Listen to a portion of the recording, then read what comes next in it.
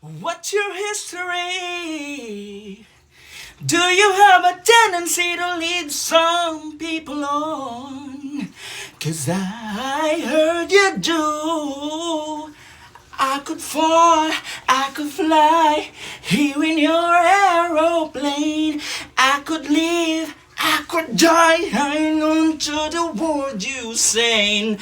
I've been known to give my all and lie awake every day. How much I don't know what to give. So don't call me Bob. Ganon. Ano? Ano sabi mo, coach?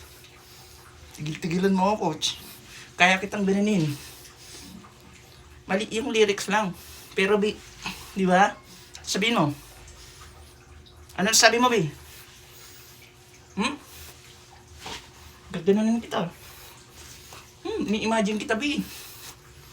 Tara, paikutin ang ulo mo, Bi. Diba? Ganon si Sarah. Diyos ko. Lahat na lang. Lahat na lang ganun si Sarah B. Walang mga kalaban-laban talaga kay lola mo. Diyos ko. Diba?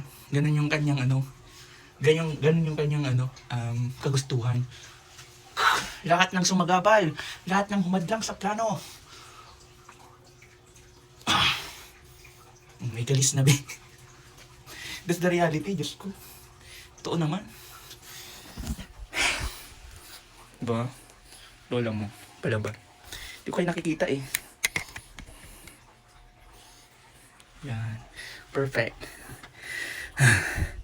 Diba? So, ang pinaka-issue natin ngayon, si Chis Escudero, nakikiusap ako sa'yo.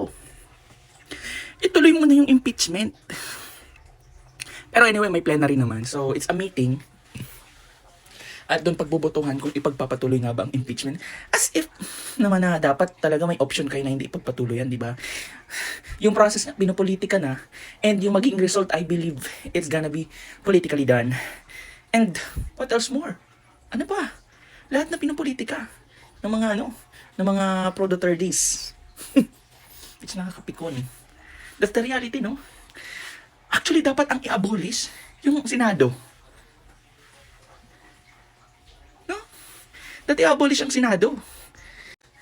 As if naman kayang i-abolish. Hopefully, may mga remedy. Pero if there will be, that really takes so much time, diba, para magawa.